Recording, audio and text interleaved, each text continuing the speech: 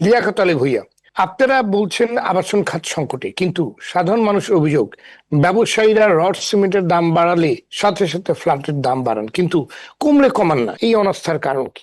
ধন্যবাদ আপনাকে এবং আরটিভির দর্শকদেরকে। আপনি জানেন যে অন্ন, বস্ত্র এবং বাসস্থান এই দুটোর মিলেই কিন্তু অর্থনীতির একটা বিরাট ভূমিকা রাখে, এবং সেক্ষেত্রে আবাসন খাতও অর্থনীতিতে একটা বিরাট ভূমিকা রাখে।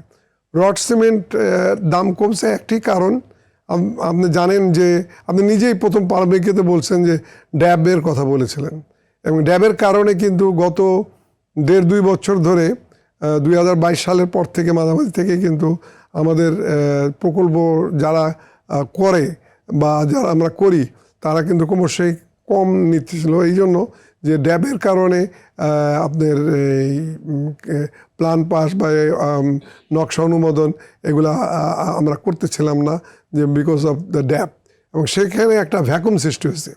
এই ভ্যাকুম সৃষ্টি হওয়ার ফলে এখন মার্কেটে যেই আপনার প্রোডাক্ট দরকার, যেই হারে প্রোডাক্ট দরকার বা ফ্ল্যাট দরকার, সেই হারে ফ্ল্যাট কিন্তু এখন নাই। ফলে ফ্ল্যাটের দাম কিন্তু ক্রমশই বাড়তেছে, কমার কোনো নাই, চান্স নাই, এবং কমবেও না, কারণ এখানে একটা বিরাট ভ্যাকুম হয়ে আছে।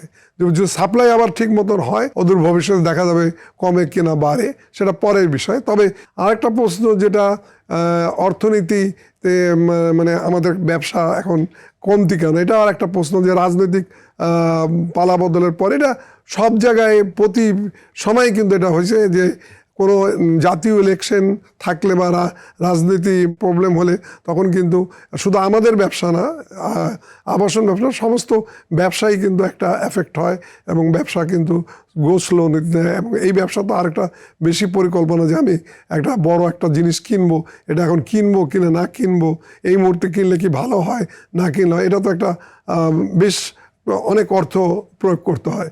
তো সেই জন্য সব মিলায় এখন এই ব্যবসাটা মন্থর, এবং দামও কিন্তু আপনি যেটা বললেন আমি আপনার সাথে একমত, দামের গতিও কিন্তু বেশি।